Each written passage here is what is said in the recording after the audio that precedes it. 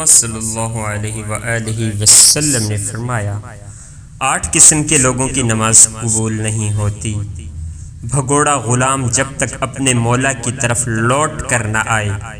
شوہر کی نافرمان زوجہ کہ اس کا شوہر اس پر ناراض ہو،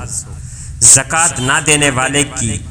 وضو کو ترک کرنے والے کی، چادر کے بغیر نماز پڑھنے والی سمجھدار بچی کی، کسی قسم کی پیش نماز کی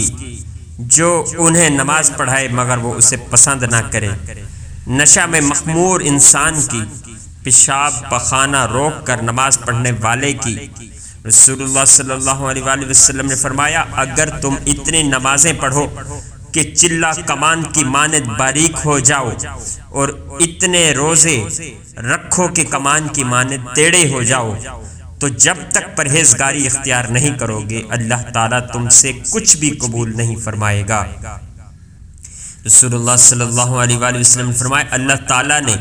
میری طرف وحی فرمائی ہے کہ اے برادر مرسلین، اے برادر منذرین، اپنی امت کے افراد کو خبردار کر دو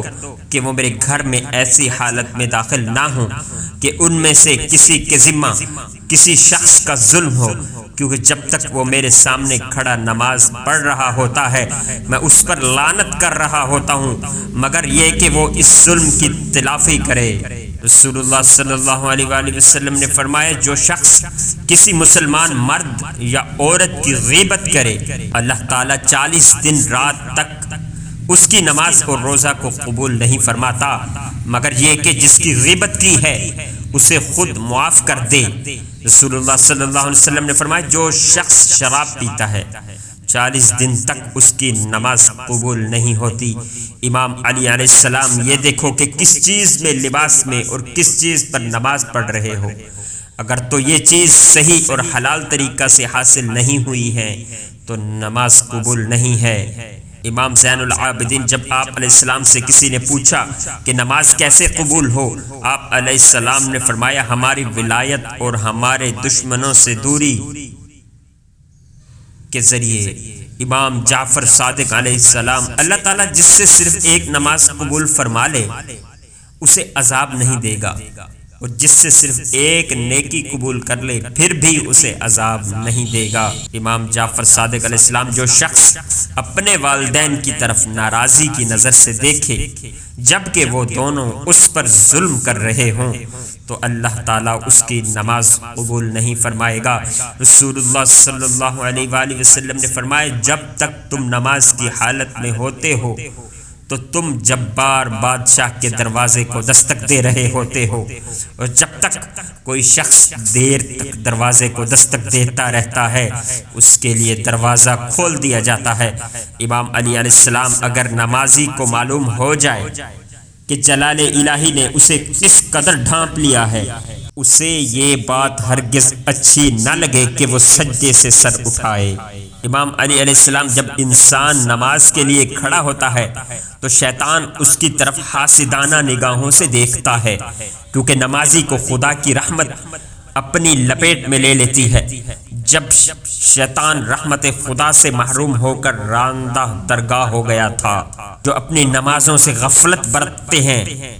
مومنین اور وہی لوگ ہیں جو اپنی نمازوں کی نگہبانی کرتے ہیں، یہی لوگ ہی تو وارث ہیں۔ رسول اللہ صلی اللہ علیہ وآلہ وسلم نے فرمایا کسی انسان کے دیندار ہونے کے لیے اتنا ہی کافی ہے کہ وہ نماز کے بجا لانے میں وقت کا بہت خیال رکھتا ہے۔ رسول اللہ صلی اللہ علیہ وآلہ وسلم نے فرمایا محمد بن ابی بکر کے نام آپ علیہ السلام کے مکتوب اقتباس اوقات نماز کا خیال رکھو،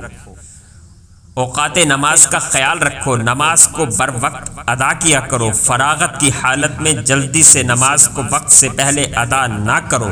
اور مصروفیت کی حالت میں اسے تاخیر سے نہ پڑھو۔ حضرت لقمان علیہ السلام نے اپنے بیٹے سے فرمایا نماز کو جماعت کے ساتھ پڑھا کرو، خواہ نیزے کی نوک پر ہی پڑھنا پڑے۔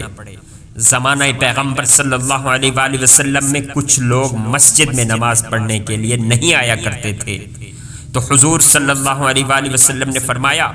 ان قریب ہم حکم دیں گے کہ ان کے دروازوں پر ایندھن لا کر آگ کے ساتھ ان کے گھروں کو جلا دیا جائے۔ رسول اللہ صلی اللہ علیہ وآلہ وسلم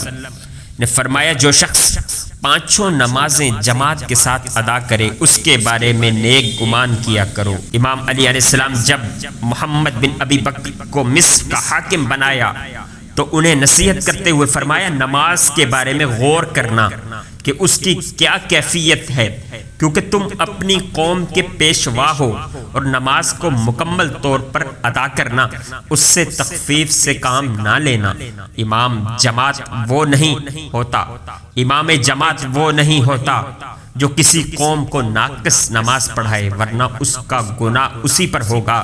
اور قوم کی نماز سے کوئی چیز کم نہیں ہوگی۔ نماز کو مکمل صورت میں ادا کرو، اسی کی پابندی کرو، تمہیں بھی ان لوگوں کے برابر اجر ملے گا، اور ان کے اجر و ثواب سے بھی کوئی چیز کم نہ ہوگی۔ یا اللہ آپ میری امید نہیں میرا یقین ہے۔ یا اللہ میرے دل کو منافقت سے، میرے عمل کو دکھاوے سے، میری زبان کو جھوٹ سے، اور میری آنکھوں کو خیانت سے پاک کر دے۔ ہم آزمائشوں کے قابل نہیں ہیں، ہمیں بس اپنی رحمتوں سے نواز دے۔